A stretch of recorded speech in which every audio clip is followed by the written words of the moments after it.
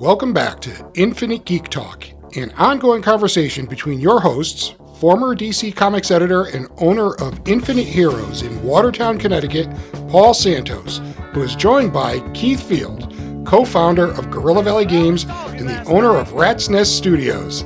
Let's listen in.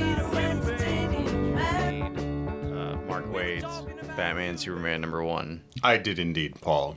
And whereas I spent weeks, if not months, suggesting to you that this was going to be another heartbreaking case of Mr. Wade forcing a science fiction story down our throats that he could interchange any number of characters into, as ever, Keith Humility Field turns to Paul, bows his head, and say, just as you predicted, it was a piece of magnificence, and he deserves every laurel in the world. Yeah, it was the best DC book I've read in forever. In like a long time, yeah. It was nice to see the spirit of investment and concern that I had come to expect from DC during the, I was going to say Jeff Johns era, but more realistically, the whole time, both before and after Infinite Crisis, I really hold up as a marquee time for modern DC. I'd agree. And it went away, for good and for bad. I mean, there's plenty of good stuff that came out in the meantime. I'm not crapping on what anybody's done, but this was a real spike of what makes modern DC stories pop, work, and feel like they're in a shared universe. So big thumbs up to that book. Now, the one complaint I'd offer, and have you speak to though, and it's minor, I suppose, is I don't like when you have this thing that is such a breath of fresh air, and on the first page are those dreaded words, in the none too recent past.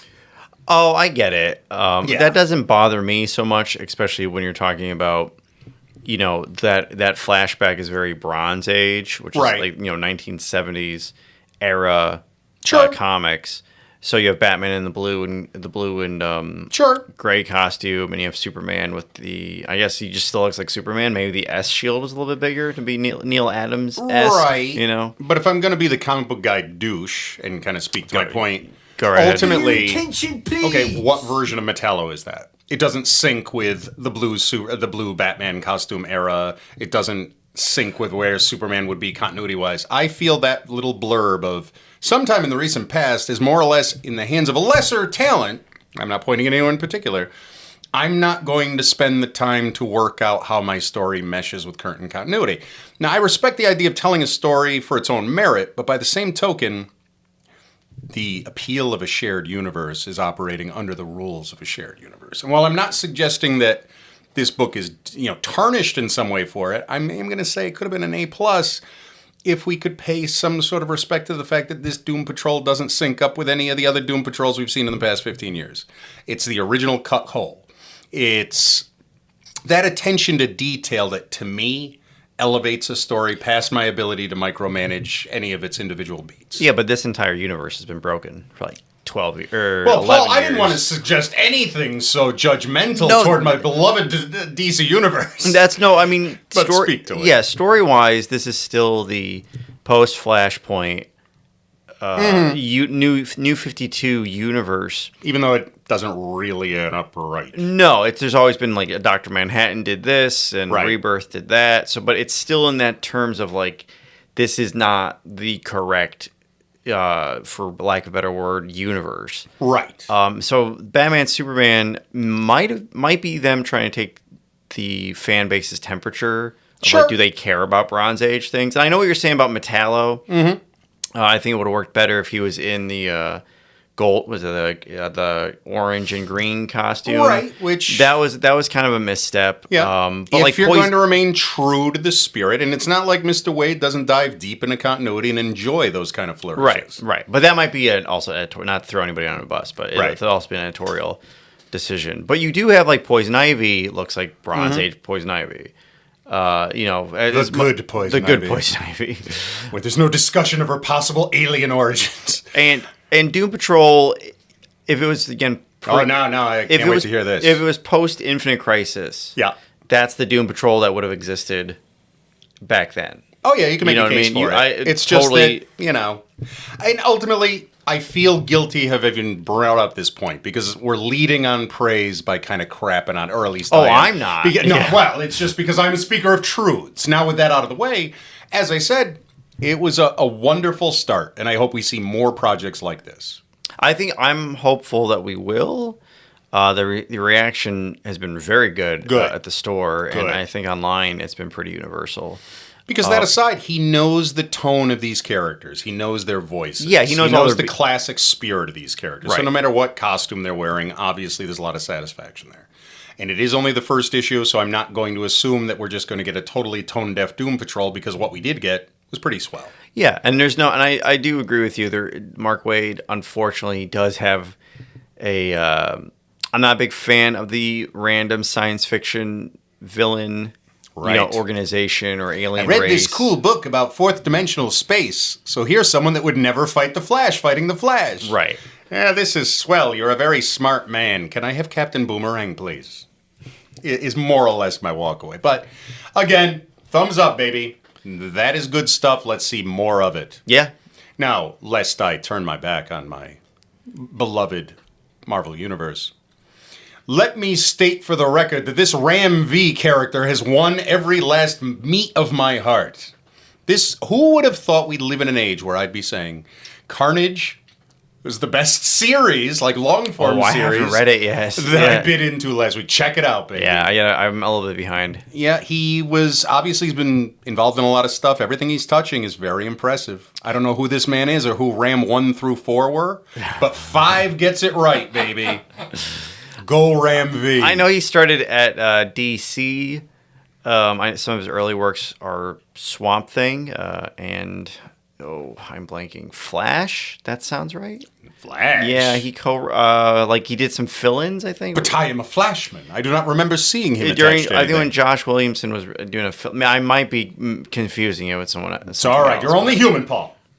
There's too many rotating creative teams. That's well, wherever he found perch, I'm glad he did, because everything he's doing these days is pretty damn exceptional. Yeah, I've liked his stuff for sure. So thumbs up to the Ramster. Should we talk about the movie we saw over the weekend? Well, I was going to say, Paul, of course, we took a trip to the Cinematheque on Saturday, and we want to share with all of you our love of a little movie called X. It's a very good movie. It's very, very good movie. Ty West's latest offering from the good people at A24 in this case, and like so much of that mark of distinction, it raises to the challenge. It's difficult to talk about without spoiling what makes it good, but as for those of you who might not have seen the preview, Paul, fill them in. Tell them what we saw. So the premise of the movie is that it's 1979.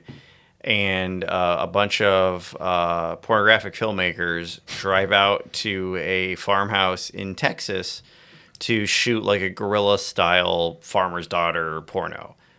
But it's once they get there, they find an elderly couple who end up... bad things happen. Right. That's what we'll say about the elderly couple. And it's shot it's very reminiscent of like exploitation flicks. He definitely knows what he's making a tribute toward. Right. There are any number of obvious references and homages and Easter eggs to any number of movies that kind of typify the genre. But what's neat is he's not just giving you Easter eggs and nods to horror movies, but also to porno movies. Oh, yeah, he plays that into it. Yeah, and so being a fan of both, it was nice to see a movie that combines both. He's definitely telling a love letter to an era of horror. And although I want to speak more to that, it would kind of spoil something else that happens in the movie. Suffice to say, it looks as though there might be a follow-up soon, and not in any...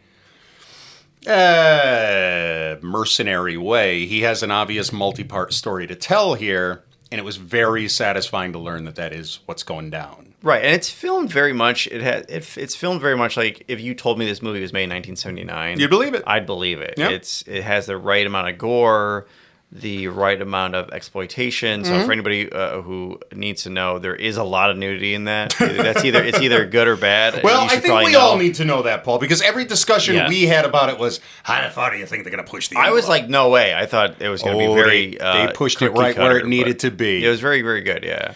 Now, have you seen, I don't remember, his other movie, House of the Devil? I have not. I have not seen any of his Definitely check it films. out. I've seen House of the Devil, and I also saw his feature before that. It was much lower budget, and It affected me so deeply I can't immediately recall the name. That happens. It had a bird name. It was called like Talon or Rooks or Squawk or Egg. But regardless, the next movie was House of the Devil, which got him a lot of attention. And that, once again, he's channeling a certain kind of movie in a certain era. That you're getting shades of all of these different bits of business. And it had the legendary Mary Woronov, whose name I cannot pronounce. Lots of neat stuff in that movie. Gets my big thumbs up. And this was even better. So by all means, whether you're a fan of the other movies or not, check this out. Big, big thumbs up. Yeah, it's a very good, different horror movie. And before we went there, as Paul said, old people may figure into the crux of this story. We saw some other horrific old people that night. No. There was, and I never get tired of this sort of thing, sitting directly behind us at Chili's. There was an old couple that this was obviously their first visit to a Chili's ever. And my sense was they found it far too ethnic for their liking. Well, I just felt terrible for our server because she was also serving us and this couple behind us. And it was just like one disaster after another. And I couldn't get everything. I do know they wanted the entire meal comped. That's my favorite. It's apparently impossible to do that at Chili's. They only get some sort of percentage off. And then the waitress came back and she just loaded them up with free food and stuff like that because it was not enough. It wasn't enough for them. It was not enough for these silver foxes. And the best part is that they had a gift card. And I was like, oh, well, God. That's what completed the narrative, right? You have Ma and Pa Kettle. They're content to be out there in the boondocks eating their chipped beef. Right. And then Cousin Joe's, I'm going to bring them into the big city and modernize them. Why don't you go there to Chillers? Here's a big $25. I like to think they were revulsed by everything they saw on the menu. Do you have any oatmeal? But obviously that was not the case at the Tex-Mex entertainment restaurant du jour. I believe I had a hamburger. I set my bar far lower than Ma and Pa Kettle, who were looking for a turkey dinner at Chili's. Oh, boy. They had to be shown what, tortillas were, right? Remember that? She had to come out. I forgot! He's not kidding. I'm not kidding. They came out with a variety of tortillas to explain what tortilla sizes were and the different flavors of tortilla. She had 2 different sizes, which I don't know what one must have been used for tacos and one for fajitas, we maybe? weren't at the table. We certainly lost some of the narrative. But I will suggest... old people are a danger and they should be shot into the sun. If you watch Agree, disagree. If you watch X, you will agree. Also, that old couple, this is not spoilers, looked like they were 1,000 years old. And they're not, they looked really too old. They may have been actors slightly younger than what they were right, playing. but so obviously still, that skews toward they that. They looked ridiculously old. And there were certain scenes in which we got to see a lot of those ridiculously old people. Oh, yeah. And when you get an appreciable gah out of the audience at the sight of it, fine filmmaking has occurred. As I said before, this is an old school exploitation movie. So there are gross things and there are titillating things. Indeed. But you're going to get an equal amount of both, so prepare yourself. And I'm sure you're feeling just as I that you really want to spoil things because the longer discussion makes it even more fascinating. But we cannot. But he is doing he is doing he wants to do multiple stories. Yes. I hate to say universe because it's not, I think it's just old school horror. It's still going to follow something in all these movies. So. Well, you bring up something, or at least you kick a memory, and I think we touched on it a little while ago. I appreciate the idea that the world has adopted shared continuity in movies, thanks largely to Marvel, because we as comic book people love the idea of universe building and world building and all of that. But does every movie need to go into things with this stated, we are going to build a universe? Because ultimately, if you don't know how your movie's going to be received, maybe you spare yourself the embarrassment of leading with, this will be the first movie in this relaunched G.I. Joe universe. so that the next one doesn't have a higher bar to leap across. To be fair, they did get 2 movies out of that shit show, and I hate. I thought I couldn't hate anything more than that first movie, but I really hated that second movie. And you didn't see Snake Eyes? No, I refused. I'm one of those guys. You'd be fitting that hate to a third movie. I've heard all of it is just bad. He talks. He's not scarred up. In that case, I will spoil a little. If we took all of us, humanity, stared at those cartoons and said, in one voice, we all understand the coolest guy on this screen is Snake Eyes. Now, you had those contentious types that said the American Indian fellow was better. And Spirit. But yeah, I won't agree with that necessarily. However, Snake Eyes was the man. So, okay, we're going to make a movie about him. Let's cut him apart. Let's decide what things are missing that will enhance this for the world. Speech should never have been on that table. Obviously, that's your number one. Much less that he is a potential murderer and horrible gangster boy. A gangster with some sort of code of honor. Well, right. I think this goes back to what you're getting at, too. He isn't even Snake Eyes. And no, I'm not saying it's not a race-swapped character. Right. His name is not Snake Eyes' real name. He wasn't a Marine, right? Is that what I was told? Yeah. And he wasn't. He was a gangster. And he gets called a gangster, yeah. So it's not even the same character. He legitimately victimizes the ninja family that takes him in to teach him his role. And his rival, his villain, Storm Shadow, is more or less portrayed as a hero throughout the film. I've heard this from every single person I've watched that's seen this movie, that Storm Shadow is the actual hero of this. And when he has this moment of, I no longer love you all, I'm going to go off and be a terrible man, thank God. Thank God he broke away from these terrible people who broke his heart time and again. Yeah, that's unfortunate. Yeah, it's more than unfortunate. And then the biggest heartbreak. It is no secret that Keith Field maintains at any given time a list of the 13 brides of Keith Field. This is a prestigious list. It changes from time to time. It is made all the more prestigious by the fact that I am a practicing homosexual. These are the ladies whose raw power, wonder, grace, and magnificence are enough to draw a man back from the pink pathway. And I am telling you that no one stands farther along that road well than up-and-coming horror talent, Samara Weaving. An exceptional gazelle whose image stares at us as we speak. I had no idea she was playing Scarlet in that terrible, terrible movie. I didn't know until you told me. Yeah. Until after you had seen it. And that was the thing. They only showed her for 2 seconds in the preview, and then when I went to see the movie, I said, well, at least I'll see what hot young woman is playing the part of Dear Scarlet, who we all fell in love with as a people back when the cartoon played all those ages ago. And when I saw it was my gentle Samara, my heart broke. If you don't know who this magical, willowy pixie is, she's been in a bunch of stuff, but I think most notably, a lot of our interested parties will know her from the Evil Dead series on Netflix. No, Stars. Apologies, Stars. But it was replayed on Netflix, wasn't it? Yeah, I'm not it's that back. old Yeah, and no, crazy. it's back. The new episodes are on Stars. It's over now. Okay. It's on Netflix. So she was in that. But what I knew her best from, of course, was the movie Ready or Not, in which she has to survive in a house full of evil game designers. It speaks to me on a lot of levels.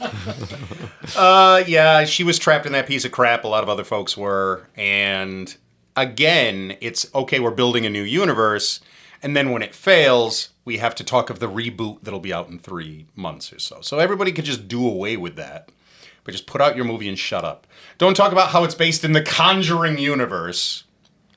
Just give me a movie, and if you want to tie it to another movie, it'll be a pleasant surprise here and there. I think I'm kind of with you on that one, just because so many, we talked about Green Lantern. Right. Setting sequel baiting. If I'm remembering correctly, even old school movies like Prince of Persia had a stinger that never went anywhere. How strange that Prince of Persia came up at work today. That's weird. The bizarre. See, I maintain, Paul, I don't know if I ever shared this with you, but I suspect I may have died at the age of 7. Okay. I nearly drowned at 7. Okay. I don't think I came out of the waters of McGower Park alive. I think everything since then has in fact been hell and or limbo. I think the writers of hell who designed the various pauses in the great game of eternity run out of material from time to time. So I'll hear something like Prince of Persia 14 times in one day, and I imagine these imps sitting around in a writer's office. Yeah, Prince of Persia was pretty damn funny. Yeah. What if we work it in? Let's see how many times we can work it in before he starts revealing to the world he knows he's in hell, and this is all a terrible construct engineered to drive him to the point of eternal madness. I'm like one of those Star Trek Next Generation holograms that doesn't realize I'm a hologram. And that's the ultimate honor I can pay you. I don't think there's an evil bone in your body, Paul. I think you're the equivalent of Moriarty on the holodeck. Oh, God. So when you reach that moment of illumination where you try to take over the Enterprise, just know I'll be mourning you when you fade from existence. And that's with that segue too. I watched Picard episode 1, season 2. What a wonderful use of your time. You didn't have a knife handy to carve away flesh from the palms of your hands? Well, this is my next thought. Did you watch it? I have indeed. Because I am a devotee of the boys at Red Letter Media and like to know what they're talking about. So, I didn't hate it. I didn't like it. I dislike that you're towing the line with everyone's shared narrative of this Well, that's what it is. Because it's a polished turd. Because I like... It's marginally better than season 1. I like seeing Guinan. And then, did you watch episode 2? I have not watched it. Feel free to spoil. Yeah. I'm not going to continue. So, spoilers, the Q interaction was great. That whole show, if that whole episode could have been Q and Picard, it would have been fine. The plot is horribly convoluted. Very convoluted. And let me ask my filter questions about Star Trek things. Right. But I will specifically alter it so that it is Picard themed. Okay. All right. My first question is, do they acknowledge the fact that Picard is dead and some sort of complicated ghoul robot has taken his place? Because that's what I took from season 1. Right. So technically speaking, his mind is inside of a synthetic body. Wow. So, no. Certainly, the character that is supposed to represent the human standpoint in an alien environment is best served by being a brain in a jar. Right. But no, they don't. Unless someone can correct me, they don't mention it. Well, very good. That's what I expected. Yeah. Next question. Has the possibility of time travel been immediately dropped on a table like all bad Star Trek projects? Yeah, episode 2.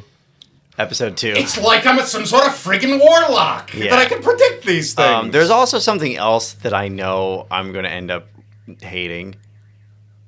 And, go ahead, lad. That's the Borg Queen is becoming maybe anti-hero. Now, here's my thing. I am only a recent convert to the temple of Star Trek. That in my misspent youth, I felt you needed to choose sides. And I've discussed this publicly before during my great invisible rants on the matter of geekery. So I apologize to those of you who may have heard this in another format, but there is this sense of a necessity of tribal identification with those who walk the path of the geek that I really have been making an effort in my later life to abandon altogether. If something's cool, it should just be cool. You don't have to play this Betty versus Veronica. The fact is, a better world results when we watch Betty and Veronica making out, potentially in the presence of that Cheryl Blossom girl. Now, that all having been said, there is no need to differentiate between Star Trek and Star Wars. They're two different animals, and they both work in their own ways. Why look for reasons to close gates to your heart? Leave them all open. Now, with that contract of trust, I have to say that whatever works in the old series translates well spiritually in everything that follows. However, the newer material, excuse me, let me edit myself a bit there. When Star Trek began, it didn't seem like they knew which way they were going to go. Either channel and mine the old materials fiercely, or try to tell news stories that result in things like the horrible Zulus playing Death Ball episode of season 1. Or even the premiere encounter of Farpoint that I think put any number of people into comas they have yet to wake from to this day. Which is funny because that encounter at Farpoint, if that was 15 minutes instead of 2 episodes, would be completely fine. Right. But I guess the writers' strike, right? Like that whole first season. You can blame it. It's a lack of vision. It's a project before you actually consider how you will realize that project. Yeah. That is how the first, I'd say, 2 seasons of that show work. Now, you roll from that. one of the great victories of that series is Picard. He's such a memorable character. He's so complicated for a million and one reasons that I'm not informed enough to go on about. So I understand that that's the perfect character to mine away from things with this fragile and experimental new project. There's nothing fragile or experimental about the Picard series. And to take one of the few elements that worked in the newer Star Trek elements, the Borg, take a moment to really look at the precious Borg. There's nothing really there. It's all just flash and surface, in my opinion. If you look past the blinking lights and the interesting ideal, it is an early example, I feel, of what the greater minds than I have referred to in the geeky shorthand as white trash storytelling. If you describe any number of Borg episodes and adventures, just as flat descriptors, they sound like the friggin' coolest thing that ever existed ever. Right. But if you look at it, okay, it's things like, okay, what's your sacred calf Borg use? Well, the Locutus of Borg rescuing, what is that, the best of both worlds? Is that what it's called? Or two worlds? Yeah. I don't pretend to know. But when they go and get Picard back from the Borg, that sequence, which, on paper, if you're reading about it, conjures thoughts of descending into a techno-organic hell, fighting your way through mazes of this hive-like entity and barely escaping with the skin of your teeth, was like shooting two Borg walking down a hallway and teleporting out. You're fulfilling a narrative in defiance of actual storytelling. Well, I think the problem is, and this has always been my... I love the Borg like everybody else who watches Star Trek. Sure. But the Borg's big problem is that when First Contact came out, sure, they made the decision to be like, we need a Borg queen. Right. Which I think everybody is like, you could have left the scariest part of Best of Both Worlds was the collective speaking, because they spoke the most before in that episode. I do recall, yeah. And I think everybody just wanted the Borg to be a singular thing. Now, I will say I'm not opposed. I know some fans, there's a very split on fans who are for and against this. Mm-hmm. The creation of the Borg would have been much more interesting to me than having the Queen. Like, maybe there is you find out they were created by another race, or there is a survivor of whatever. If they did this to themselves as a society, the Borg Queen goes back to the sci-fi, or vampire thing. You kill the Queen, they're all dead. It's lazy storytelling. It's very It's lazy storytelling. Well, there's how many sci-fi movies have you watched where there's drones everywhere? Right. Take out that one thing, and that's all the drones are dead. kind of what I was tipping at. Yeah. If it's going to be a hive-based culture, you need some sense of that. You want to see hives constantly getting constructed and spreading. You want that sense of an oppressive enemy, like onto locusts or bees or anything else, and you get none of that. You get one sorrowful guy with Morse code beeping Well, they're on all his face. supposed to do, if you remember the action figures from the 90s, there were supposed to be different ships.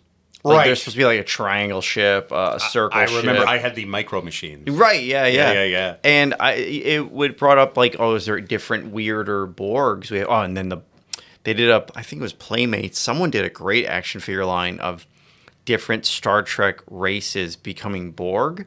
So you had a Klingon Borg, and they were sweet. And I cannot believe that we're in 2022 and Paramount still hasn't done that. It's fascinating to me. For those of you who don't want do it. some of the mystery subtext of the demagogues that are Sweet Paul and Sweet Keith, Paul is a very passionate action figure guy, aren't you, Paul? I try to be when my wallet allows it, Yeah, sure. Now, I think we're all there to some degree. I exist in defiance of my wallet because that's what heroes do. But on this subject, I will ask you a question I have not asked before. What is your prized gem in your action figure collection? You must have one or two. Yeah, I mean, in terms of rarity, I have all of the Green Lantern, Blackest Night, San Diego Comic-Con exclusives. Okay. So it's basically Hal Jordan, who is fun. It's not my favorite Green Lantern, but he's a default Green Lantern. Sure. He has he's a member of every corps. So they did they did a figure from each corps of like him dressed up as like as a Red Lantern, and it's the actual full suit as opposed to just changing the color each time. Right. That's cool, and it's pretty cool. And those were very hard to get because they're San Diego Comic-Con. That was a nightmare to get. I think I had to ask a few people that I knew. I was going to say, even with your industry connections. No, they all had to get one apiece because you can't get. That's the thing. You couldn't be in the Mattel line and be like, I'll take all of them. You have to only get one, and then gotta go back in line to get the other one. And then my current one, I have the Hasbro Lab Sentinel figure, which is like 2.5 feet tall. My lord, and is very, very good. Internet exclusive, so that's pretty sweet. Now, I have not looked upon this collection. What kind of scale do you have? Do you display them? Are they all boxed away like a maniac? So they're boxed away like a maniac for right now. Okay. Well, you have recently moved into your home, so that's forgivable. And a lot of it is still in packaging, which is just because it's easy to move around. Sure. But now that I've owned the store and I've seen people display it I don't really like packaging because it reminds me of a store. Right. And I go to a store every day for work. Right. And so like I'd rather just have them out. You need to build creative dioramas. Right. Get yourself a bunch of shoe boxes. No. Make little singles apartments. I've also never been like that, even as a kid. I was always like, let's see how far I could take these figures before they're completely destroyed. Type of thing. That's because you were an actual child and not a monster like myself, who believed toys were from staring at lovingly from across the room. No, that's my adulthood, obviously. Well, no, I was an old soul. I didn't believe in fun. I myself, as a kid, I'm not a big action figure guy. But you're a huge Legos guy. But I'm a huge Lego guy to balance it out. But I will tell you one action figure story, and that is that in my infancy, when I was just a lad of 4, I received a very special package in the mail my mother had sent away for. There was an upcoming motion picture, and she thought I would enjoy the toys from this movie. They were, of course, called the Star Wars Early Birds. Oh, crap. And they were Oh, my constant companion. I even had the cardboard cutout that they all stood on. It had the initial plastic stubs that they all had on foot. Cool. And given the fact that I was a spoiled little Finster baby, that then began the long and rewarding relationship with Star Wars toys. I owned every single Star Wars release, every single Kenner toy, every single playset, and every single figure up through the last wave of Empire Strikes Back figures. Oh, wow. And then I had the first wave of Jedi figures, but not any of the vehicles or playsets. This included the Droid Factory, which, oh my lord, I pissed away so much time that should have been spent outdoors forming healthy social connections that don't result in statements like, as a fan of exploitation and pornography, I was very happy with this film.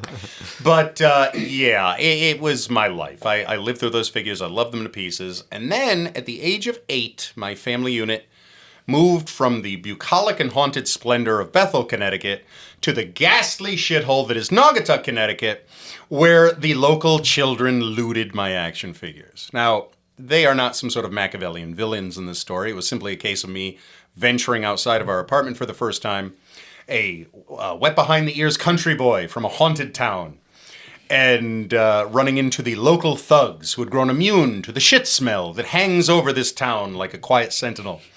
And, yo, you got any Star Wars guys? Yeah, I do. Now think, this is it. This is my key. I will now make my childhood friends. We'll have adventures together. We'll poke a dead body with sticks down by the railroad tracks. Alas, these things didn't come to be. Because when they said, hey, these are cool, you got any more? Sure. And I ran inside the house to get more. They were filling their pockets. Now, the one thing they did that I take some sort of humor for is they were taking their shitty versions of some of their figures and replacing my pristine ones, stuffing them in their pockets. Huh. Now, this wasn't all of them, but I give credit to those special individuals who said, give me the Fabergé egg, here's the one I made out of styrofoam. And so that is how my Yoda with all of his accessories was replaced by this ghastly fetus that someone had smacked against a rock until it had lost all power, Jedi or otherwise. So that was the end of any kind of really committed action figuring on my part.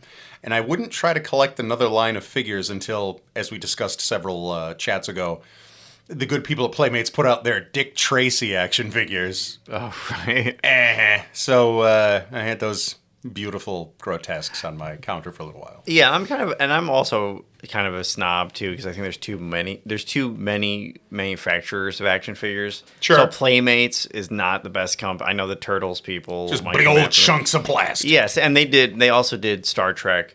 And Star Trek figures could be kind of like blank. I'm not a big movie TV action figure person. Right. I think I don't need an action figure of Hugh Jackman. I'd rather have an action figure of Wolverine. Well, on that topic, I would say of those Playmates figures, that was in my mind. I was at the time managing a KB Toy and Hobby, and one of my coworkers was R.I.P. baby. He was a collector of things, and he was buying all of those, and he was sending them to the various members of the cast. Oh. With letters saying, here's, he would either give them a slip with a credit or he would send actual packaging and say, I'm a big fan. If you don't mind, could you please sign this and send it back? Anything? Everything. Really? He was an odd duck of Wow. a kid. I'll speak neither ill nor woe of him, but it's enough to know that was his shtick. He would just send packaging along with whatever he wanted signed, and it worked 9 times out of 10. That's crazy. And when you said Guinan, my little mnemonic brain immediately went back to that boy. So, Scott, if you're out there somewhere, I was very impressed when you had Whoopi Goldberg's signature on that action figure. I should also point out, too, I'm talking about the action figures. The Star Trek toys were fucking amazing. Ladies and gentlemen, the first break of the word fuck is in reference to Star Wars, guys. Star Trek. Star Trek, guys, suggesting that perhaps Paul is a little too passionate on the matter of these Star Trek toys. Well, Paul being too passionate about anything is going to come out. It does frighten me. You are a zombie, Paul. Right. But the phasers, the tricorders. I had a friend of mine who had every single toy version of a gadget that Star Trek had. And the amount of detail to these things is insane. Actually, I knew a fellow who was starting to collect it all myself, and I was like, "Oh, this is like almost prop quality." So apparently, the rumor is that on I think it's probably Voyager, but I also heard it was on DS9. To save money, they use the Playmates, like the disruptors, not the phasers, but like disruptors and stuff. Stay classy, because Paramount. They looked the same, or they were just as good as the faux metal ones that they had. Because again, that's cute. I think I don't think Star Trek invented the term bottle episode, but I think everybody knows bottle episodes from Star Trek. A bottle episode being in a show where you film in the same set, new set whatsoever. Right. You don't go anywhere crazy. Kind of like when we free a certain man from the Borg. They're just in one hallway. 2 shots are fired. But to get back to that point, because I think there's more to be said about our friend Picard. So it's the stories of a cybernetic zombie that may contain the brain of Jean-Luc Picard. They introduce character elements that in no way are founded in the actual series, so they might as well have just made an entirely new series that didn't trade on the man's name, because this character is not Jean-Luc Picard. Every choice they're making in no way leans back on events from the series. Well, it doesn't. It's not great because, again, you're not too far into it, but they're going the Mirror universe route. Are they? But the Mirror universe somehow overwrote the current. So there is no current. Well, universe. after the Anti-Monitor destroyed everything and we put it back together, there was a certain level of merge. Right. So now they're going back to time into 2024 LA. I haven't seen them get there. I've been told Is Zombie Picard looking for whales? No. Damn it all. And so we'll see how it plays out. It's a lot of cool fan service moments. Like there is a good scene. I think they realized that was missing from the first season, and that's the surest way to keep asses in the seats is to try to talk their language in the fans' language in as simple and representational way as possible. The story is so I don't know if I care. Just drifting and non-committal. Yeah, it's cool. He has a hall of skulls of all the people he's killed because the Mirror universe Picard. Okay. And it's one skull. Did they at least make him a real zombie with an exposed rib cage and some sort of implant in his head? No. Again, he's brains. He's a synthetic. He's in a synthetic body. Zombie. But the skulls are like, Golden Cot is a skull. A couple other people. Sarek is a skull. So he's Look at the killed. deep dives we made. Yeah, it's cool. Yeah. But again, that's very like fleeting. Captain Sisko's head. No, It's a right? No, funny show. yeah, just No alien. heroes, just bad guys. Just bad guys. Sure. But it's pretty cool. The Q stuff, like I said, is great. This is what I'm hearing from everybody, is that, that they put enough stuff in there to satisfy the fan, and it feels comic booky. Right. But but I will say that you are right. The story is still not... Just drifting patchwork that sounds better from a Wikipedia entry than it does actually watching I would rather watch 2 episodes of this, not an entire season. Does that make sense? No, like it a mirror. exactly Like it's fine makes if sense. it's a 2-part mirror universe.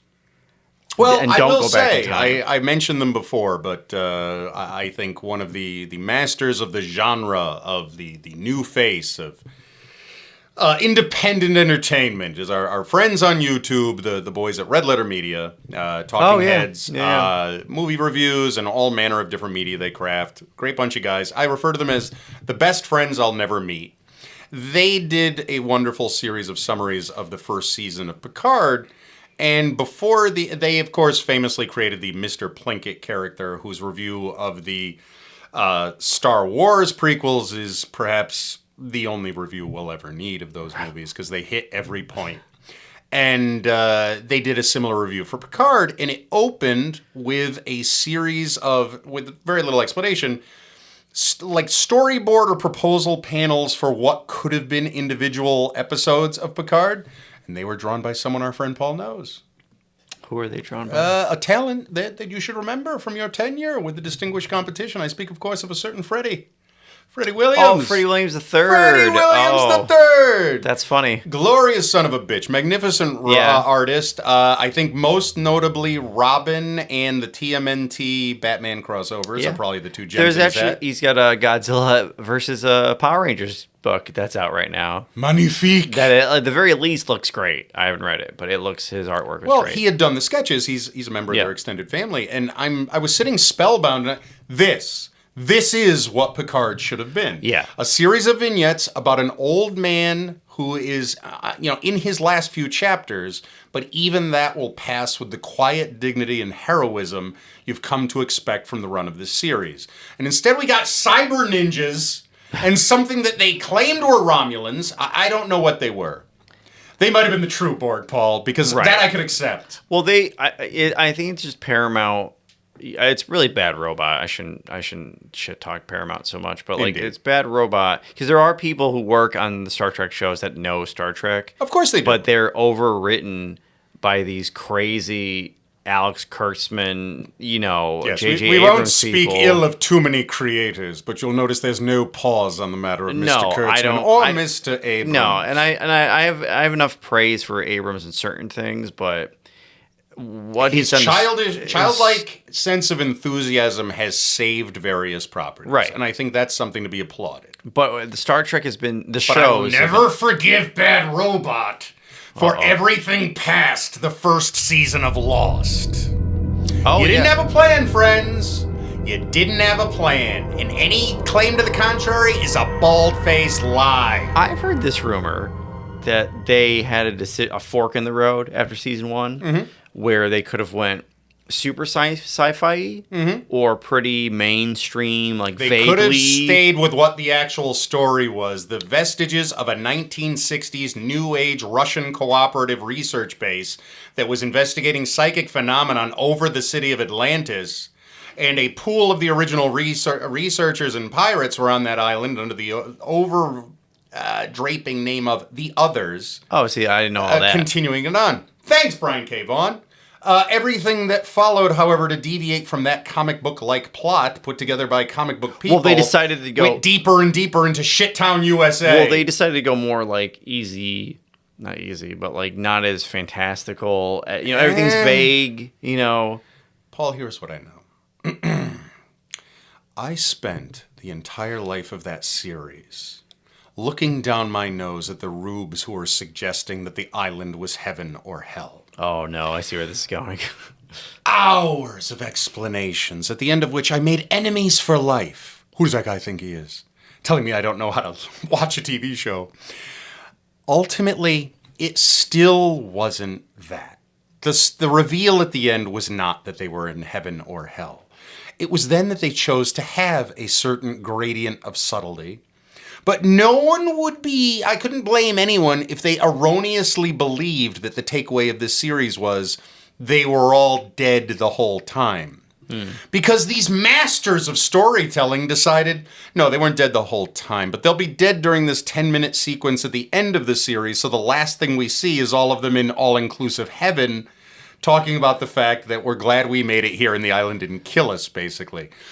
That's too much for people to process. It was sloppy filmmaking. I'm very happy I never got into Lost. Correct. Because I've heard this from every single person who's watched this show. Maroon.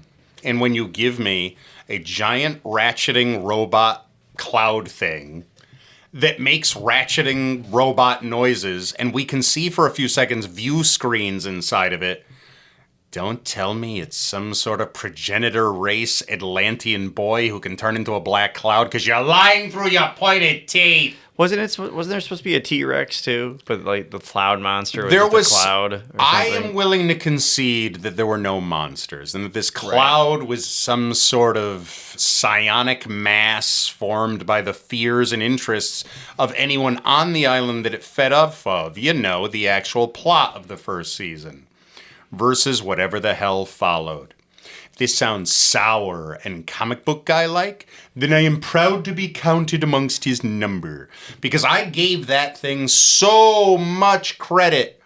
Blow me away, bad robot. Every time I saw the little robot skithering around, I said, yes, that is a mark of quality. The mark of quality has failed me, Paul. Yeah, I mean, I think with Star Trek, they're trying to milk as much money from Paramount as possible.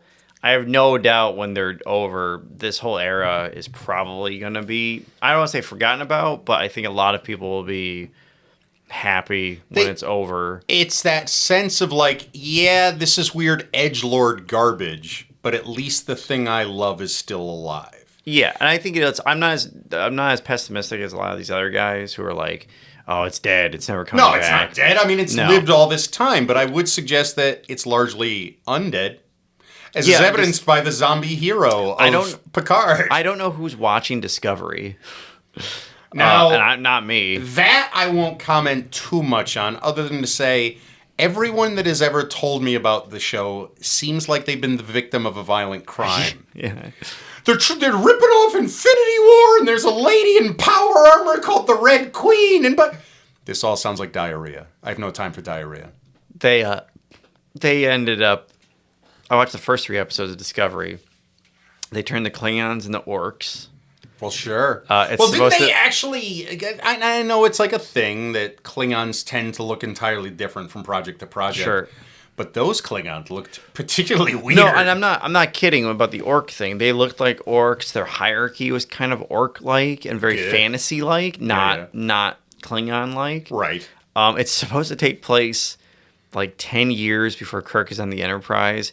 They have more advanced technology than what you see in Picard. That's always a thing, right? Which is, well, yikes. That is the sort of implied evil of all prequels. Right. It is in the Star Wars prequels. People make that argument, and I argue against it. I say no. It's not that it looks more advanced. It looks like an entirely different continuum. It looks like those movies took place in the World of Warcraft. They're on Azeroth. Right. Because those animations, especially the first reveal of the Gungan city, is shittier than any cinema that was coming out on a PC of the day. Oh, yeah. It was an embarrassment then. Misa no like. That was good. That's a good Jar Jar impersonation. Misa no care for Picard either. Misa scared of zombie robot. So it's funny that you would watch that, but not Discovery. Anyway, Discovery, I stopped at the 3 episodes. Yeah. I'm not a big fan of, and I think it's pretty well known that this is not the prime continuity. Like, this is not. It's called like that, and I don't know enough. Kelvinverse or it's something. Yeah. So basically, called the Kevinverse. Run by a big spaceman named Kevin. Basically, Bad Robot does not own the rights, and I hate when people say it's a nerd thing. This is not a nerd thing. This is a real world legal thing. Mm-hmm. Bad Robot does not have the licensing rights or the merchandise rights to the original Star Trek, Next Gen, Deep Space Nine, Enterprise, and Voyager. They don't have the rights to that. All right, so what does that mean? So that means they cannot reference or use anything in terms of like how it looked or exact stories. So nothing can be the spiritual equivalent of whatever its origin point. Right. That's why their Harry Mudd was like a psychotic, obsessed with destroying the ship. Right. Same thing with Pike. Same thing with Pike being not really Pike, even though everybody loved him. Apparently, it's the reverse of my bitch with every Marvel thing. That we can't have the masked marauder running around in Daredevil, but we can have a security guard named Frank Farnham. And we can have a guy who can throw anything as a weapon, but we're sure as hell never going to call him Bullseye because supervillains are silly. I mean, So it's almost the exact opposite of that. Right, like we can call it Bullseye, but it can't look like Bullseye. Right, and it can't be the exact same character. Right. Even if you... Picard was really like... They should make Spock a monkey. Don't dismiss me out of hand. This isn't facetious. If it's just about making an alien who apes humanity but really doesn't understand our emotional composition, I say Spock monkey is the way to go. Right. And you said right. Paul thinks Spock should be a monkey, everyone. No, I'm just saying... He's crazy. This is... But yeah, so this isn't... They have a lot of leeway, but for... I think they still try to say this is like a direct continuation. It's not. It's the Calvin universe. It's something I say a lot. It's cake and eat it too. Right. Like, well, Picard. The tragedy of Picard is they're referencing stuff from Next Gen, but the tragedy of Picard is they're forcing a 90-year-old man to sit and talk about dilithium crystals. He should have been. He should have. As his mind rots. He should have done this like 20 years ago. Within his fragile skull. It's really a tragedy. You don't. Again, to come back to the Freddie Williams sketches, you don't tell dynamic stories about cyber ninjas and time travel when you're dealing with what should be the sweet farewell of a character. You're right. It's as simple as that. And if you're going to parasitically recast roles like Pike and Spock anyway, why didn't... And you weren't caring on a certain emotional evolution of the Picard character... Why not have just made it about him when he was young? Oh, he had a rough and tumble youth. Then you can have all the friggin' cyber ninjas you want. And this is the thing too. I actually like the movies, the J.J. Abrams movies. Yeah, they're fine. I think they're fine because that's where the idea of an alternate Splinter reality works. And I think it would have been cool to see a next gen Splinter. There's a lot more you could do now than you could do back then. And for everybody too, I think starting with next gen. Star Trek was like very, very diverse in terms of characters and minority characters or female characters, and they had a ton. If you were looking for a face like yours, chances are that was the first time you're going to see it on one of the Star Trek shows. Whether it's Next Gen or Deep Space Nine or Voyager or what have you, and it's funny because I think Next Gen. It would benefit the most from a reboot because I know some people don't like this. Like Next Gen is not very violent. Sure. That was like Gene Roddenberry's thing. Like we're not making this for good or for ill. The cowboy. Again, it was James missing Kirk. that spirit of the original, where it's like, the whole idea of the original, it's this almost horror fantasy of exploration. Right. So whereas that worked then, trying to bring that forward without that sense of explanation, just we're home. Right. We're sitting in our extended community that floats through space, led to some real boring shit. Right, but there's some great episodes, like the Borg episode. They had creepy Twilight Zone. Oh, there's some that's really where it good, starts to work, and that's like season 3 on. Yeah, those episodes were the best when everybody was having nightmares, and you find out that aliens were kidnapping people off the ship and then messing with their organs and their brains. That and was stuff. pretty cool because you're getting UFO style aliens, it was something so that you were lacking. But and Discovery and Picard doesn't do anything like this. But that's besides the point. It's what can we attach an old name to that literally will not resemble what it used to be. But if you remade it with a younger Picard, like a 40-something Picard, the rest of the crew is the appropriate ages, I think that would work out very, very well. One of the things that people mistake is when you have a continuity whore like myself and you, Paul, I'm going to grant you that title, even though you so pathetically failed to get to our dear listeners the roster of Factor 3 all those conversations ago. Right. You do have an appreciation for continuity without just being one of these degenerates who are obsessed with it. I don't really remember what point I was going to make, but it's enough to know that I'm still so offended by your inability to mention to list the members of Factor 3. I couldn't move past it. I'm very sorry, Paul. Right. But to find our way back to Star Trek, I will ask you this. What were your opinions of the various Star Trek X-Men crossovers, X-Men fan? Oof. It was a weird crossover. Yeah. Right? Like, yeah, definitely. It's Kirk, what is it? The original cast crosses over with the giant size team, right?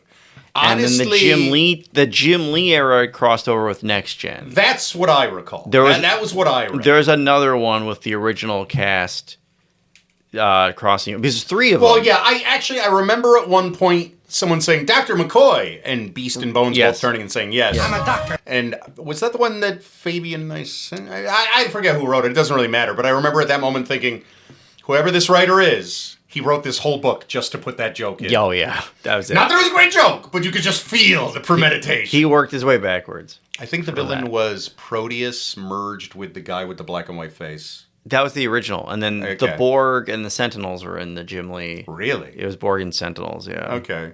Nah. Because whatever, yeah. The better story would have been the Sentinels and Nomad. The Legion in Star Trek was really good. Really? Legion, yeah, IDW did a Legion of superheroes in Star Trek. Well, I would expect that because I, Little Keith, although I am a proponent of the Big Two, respect the great IDW experiment. Yeah. They're very good at what they're doing, and that's building worlds from pre-existing worlds, whether it's a Power Ranger or whatever, or a Transformer. Or even my beloved ROM. I'll be honest with you, IDW, didn't much care for the ROM stuff, but there was a lot of weird entanglement there, so I get it. Not to go off on too much of a tangent, but most of their books were from licenses like G.I. Joe or Transformers, and the Hasbro stuff. And one of those Hasbro heroes was, of course, Rom the Space Knight, a perennial favorite of yours truly. Did you ever own Rom, Mr. Action Figure? I've never owned Rom. I'm a little bit too young for Rom. That's true. Those 5 years that divide us are indeed a powerful wall. Well, because toys go out like yearly. Yeah, I'm not being facetious. Yeah. The fact is, toys do drop off the radar very quickly. They got better, I think, the older we got. Because I do remember, even as a kid, you couldn't get like an Optimus for a while. Like, I barely got my Optimus. The name Transformers were very hard to get. Right. My collection was like the guy who turned into a UFO, the guy who turned into a hook and ladder truck.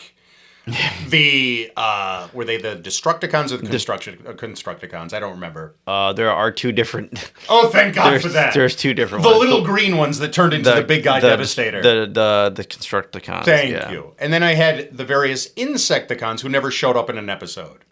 No, that's not true. No. 3 of them did. Oh, there were a lot more than 3. Yeah. So when I got I think he was some sort of mantis or alien bug. I think his name was Venom or Viper. Sure. And I'm reading the descriptor on the back of the box. I'm like, I never saw him on the cartoon. I don't want this piece of crap. And I'm reading his little bio.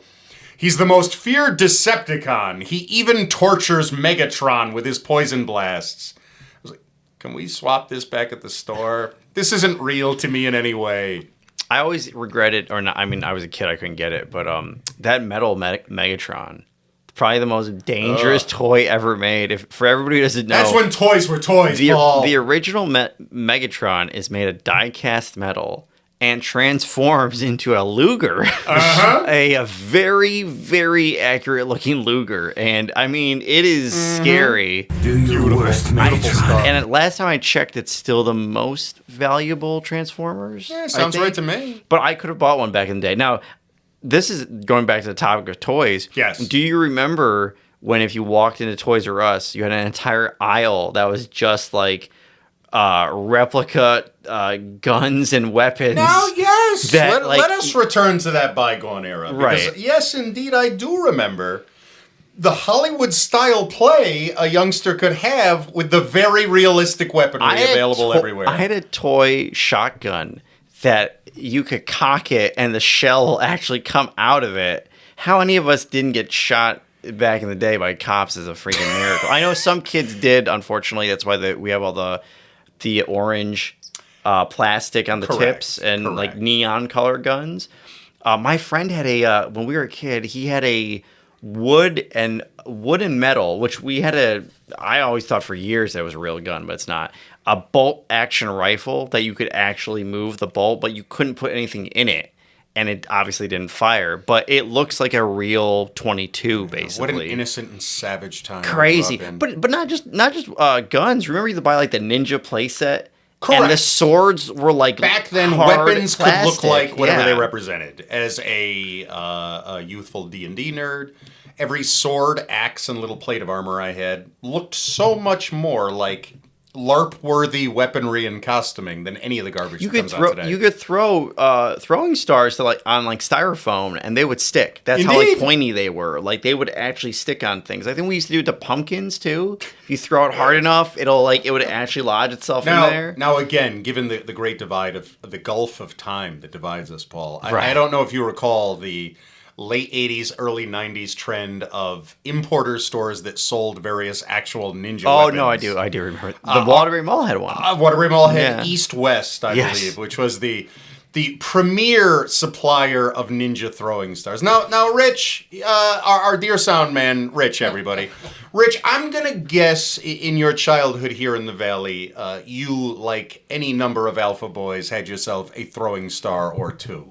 Or at least a nunchuck, Rich. Come on, don't let me down. I'm gonna let you down. No, Rich! No, I didn't collect the various and sundry ninja weaponry. Oh, my entire impression of you has fallen.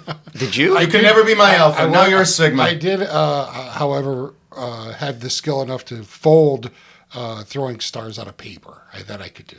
All right. That's cool. That's another kind of ninja. He brought together the Eastern craft of ninjutsu and origami to make his own version of death. That's Rich, everybody. So, I did not. Despite all of my jackassery and occasional bluster, and my life-saving, necessary impression of thugs that has gotten me out of any number of fights at movie theaters and whatnot when I've had to shout down some screamers. Right. The fact is, I consider myself a tad of a pacifist. I try to avoid anything even resembling physical confrontation. When we went to LARPs, I played non-combat characters. And my friends in attendance would mock me as well. That's because he fights so terribly. There's a reason. I don't like weapons and things. It creeps out here and there. I prefer to indulge my destructive side in filthy and violent role-playing games and video games and the rest of it. So I avoided it. But everybody around me was hucking ninja stars and impaling things. And actually, here's a story I will give on that spirit. The other half of my game design concern, Gorilla Valley Games, is respected educator Gordon Labasser. And Gordon cultivated a skill because of me in high school. I love grifters. I love magicians. I hate magic, but I love magicians. Penn and Teller stand tall on my list of heroes. And one of those characters was, of course, noted character actor, shall we say even philosopher, and sleight of hand master, Ricky Jay, who famously had perfected the art of cards as weapons coming through the 1980s. Oh, I know that is, yeah. Flinging a weapon, having it stick in a pumpkin without the benefit of being an East-West ninja star was really cool to me. It's like, see, the Joker could happen in the real world. Bullseye could happen. Just don't call him Bullseye, because that's just too silly. Go to hell, Loeb. You missed the mark on that bullseye, and I'll never forgive you. He should have been wearing a little bullseye on his forehead. But at any rate, I almost lost myself in all Yeah, that. you might. So sweet-faced Gordon was really into the idea of guards as weapons, and he got really good at it. I think he even bought Mr. J's book. Regardless, he said, what else can I weaponize? And so he discovered a little piece of orange death. I speak, of course, of the orange deli tags of yore. He discovered by taking one of these square pieces of plastic with a single head punched into its head. Yeah, I know what that is now. Snap off the right arm, quote unquote, of the piercing point, and he would perch them at the end of his pointer. If he flicked it, he could draw blood with these little tickets. Oh, shoot. When other people saw the exceptional level of trick shooting he could perform, whether it was in a study hall or taking a walk down the street, causing them to stick in street signs and trash, other people wanted to learn the craft. And so, my noble business partner began to collect deli tags, put them into the canisters that used to hold film, the little black canisters with the gray top, plastic. He would sell you a dozen of them and teach you to use them as weapons for $1. This became the biggest trend of its day at Naugatuck High School. Everyone was engaged in deli tag wars.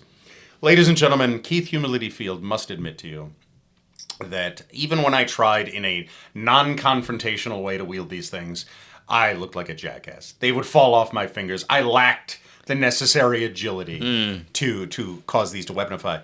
After a young lady took one of these tags, I believe it was to the eye. Yeah, Gordon. that sounds about right. Yeah, we realized the truity of, I believe it was Aesop who first spoke the words, "It's all fun and games until someone loses an eye." Oh, my eye! So ended the great smuggling experiment. Or the great, black market weaponeering that was Gordon and his deli tags. I don't know how we came here, but I just know that if Gordon was featured as the villain in the last season of Daredevil, and I was the executive producer, He'd be I'd have called him Bullseye, and I would have put a little bullseye on his forehead. Anywho, yeah, those were times. You could buy ninja swords, and of course they had saucy posters at those places as well. I had buddies who bought ninja swords, because you might not be able to afford a katana, but you could afford the little the short, kukri? the short sword. Yeah, oh man, because in their holsters or whatever, they just look like sticks. But then when you open them up, that's a full-on blade with a sword. Ultimately, you can kill with this thing. Yes. Why they were selling them all in 1995, I have no idea. Thankfully, a year later, an electric mouse named Pikachu would fill those places and take everything in a much holier and I dare say safer direction. I think that's how they stayed alive for so long. That those stores was Pokemon and the anime craze. Well, they went from the garish 80s, like the weapons and the posters and that kind of culture, to bootleg videos.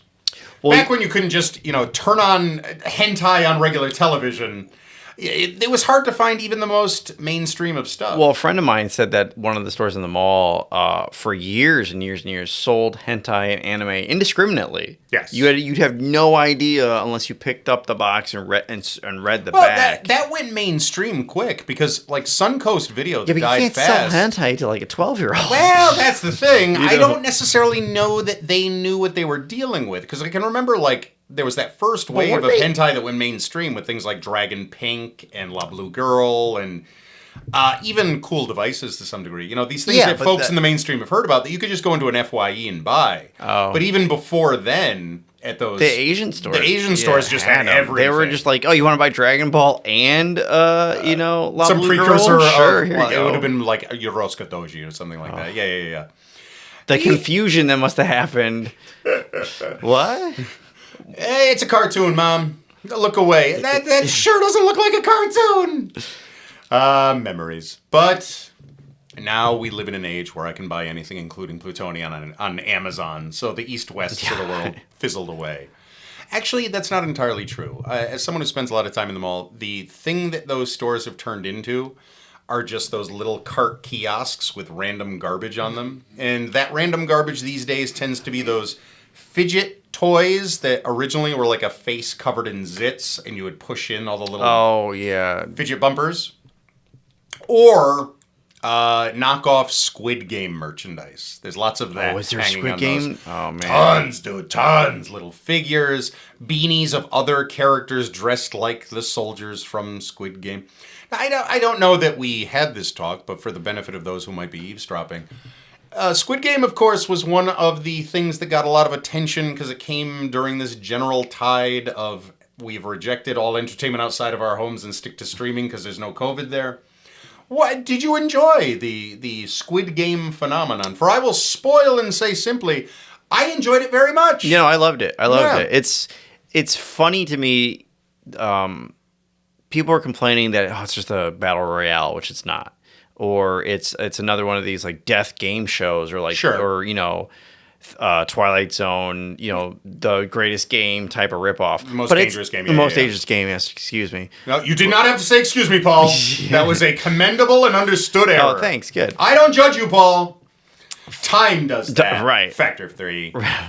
So it looked original. It looked different. It looked, you weren't just looking at a blank room. Like, I can only imagine the inevitable Hollywood remake of Squid Game as a 2-hour movie. Sure. And it's going to be like this bland, room used for every game, with neon, like the marbles will be like neon colored, and when the heroes escape, 2 Borg will walk into a hallway that they'll have to flee from. And we'll be talking about it 30 years later. Look cute as a Borg.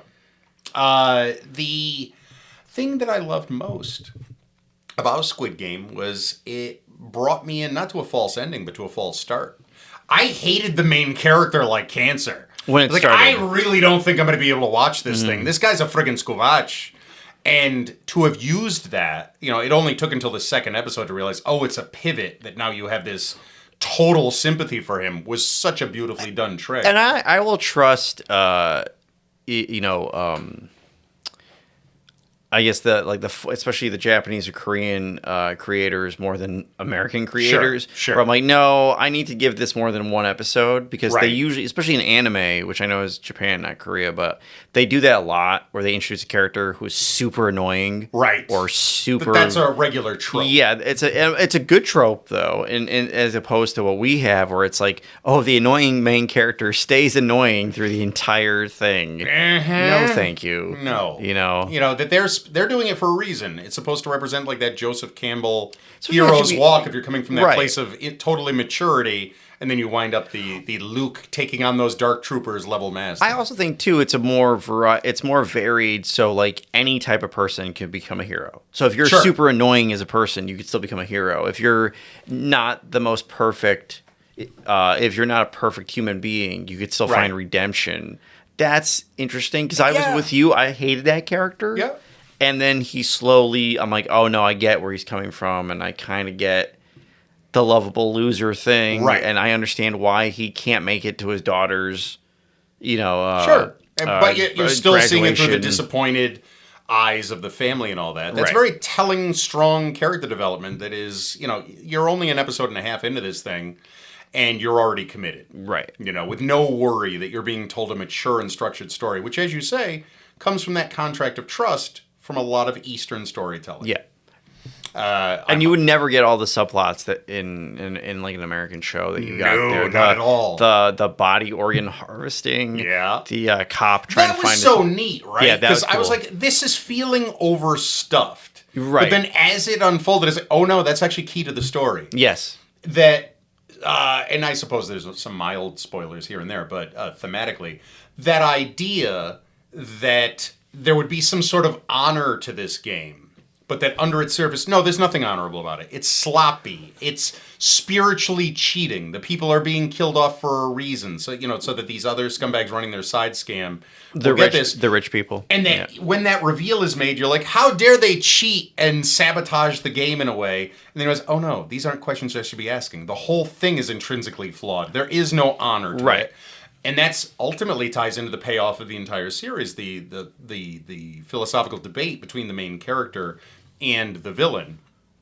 It's almost like a pre-shadow to what that's going to be. And I'm already enjoying, because again, I am like a fan theory person in my old age now. Indeed. And I know that he originally said it was a one and done. Mm-hmm. Now they've convinced him to do a second season. Back up enough trucks of money. But narratively, it would make sense. It would. Because, and this is spoilers, so everybody who... All right, there's your official spoiler territory, warning. People.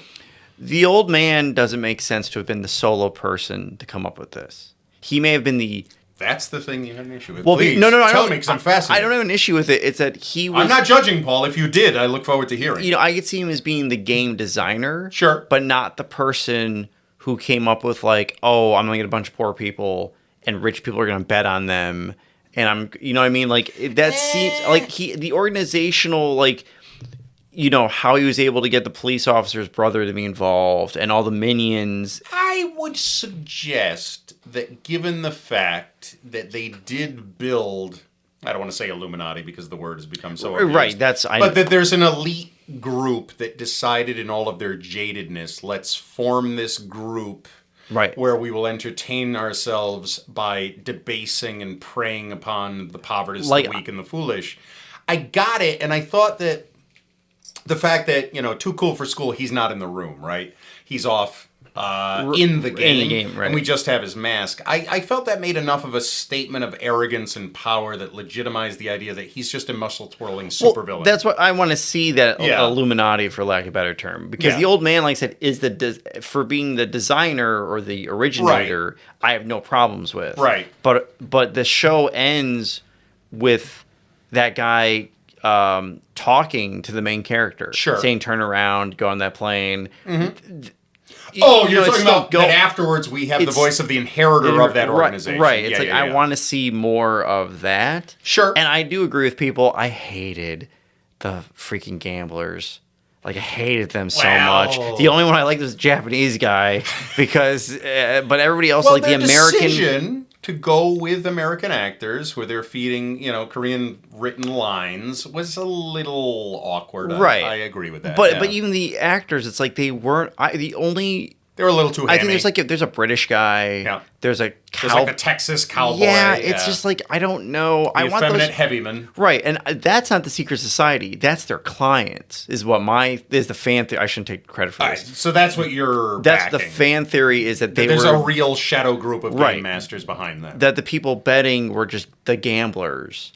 But there's a larger group. I suppose there's a gradient there. I would suggest that's not necessarily what I took away, but yeah, that's as good as any way to keep it going. I'm just wondering what they would do for second season. Because it's obviously going to be the anime trope where we'll be introduced to new people, and then the main character will show up probably with that cop who is clearly shot in the shoulder. Yeah. There's one thing I've learned from soap operas, that if you get shot in the shoulder, you are alive. You are not dead. And that dude was totally shot in the shoulder. So he's probably alive. That's a solid lesson to take away from soap operas. The one I did was give any rapist a year and he'll be marrying his victim, because that's what every soap opera is to me. Oh, that's unfortunate. Luke and Laura.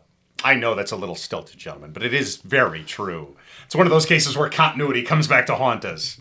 Because if you look at the cast of any major soap opera, you realize the terrible crimes they've committed on each other in season A, just to be lovers or married or aiding each other in season D. That's why I'm not a big soap opera guy. Well, no, my genes apparently have compelled me to be a big soap opera guy. Like I said, nothing better than As the World Turns or The Bold and the Beautiful. But I don't know why we're there. Let's stray away from that. Squid Games was a lovely show. Yes.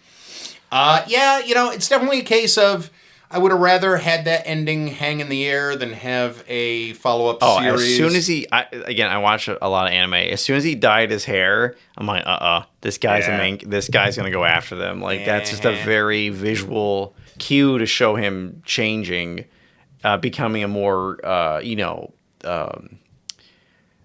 involved main character. Right. Maybe more actiony, more. He's picking up the mask. Yes, yeah. He's getting ready for action.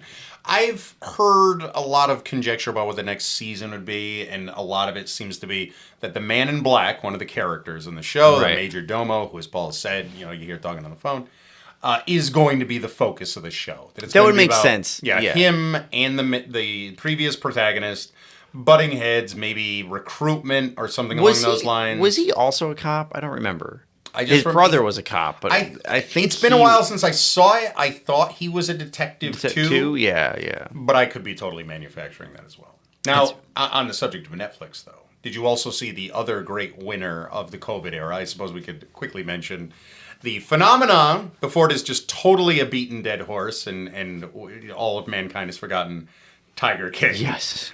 How did you like Tiger King, Paul? Tiger King was probably the craziest true crime thing I've ever seen in my life. And by the way, Carol Baskin killed her husband. That is... If you're going to take a side of history, yes, Carol Baskin killed her husband. And also, there's no winners in that show. Everyone's a different flavor of monster. Yeah, except for those poor people who got, that one person who got mauled. My heart breaks for them. Yeah, because here's these people terrible. Who, through whatever reason, had fallen to a certain point, and their saviors were a series of white trash cult leaders. Well, that's the thing. A lot of people, not to sound like a self-help book, but a lot of people don't realize that personalities like that rise to the top just because they're always pushing this arrogance, this illusion of power, this illusion of intelligence.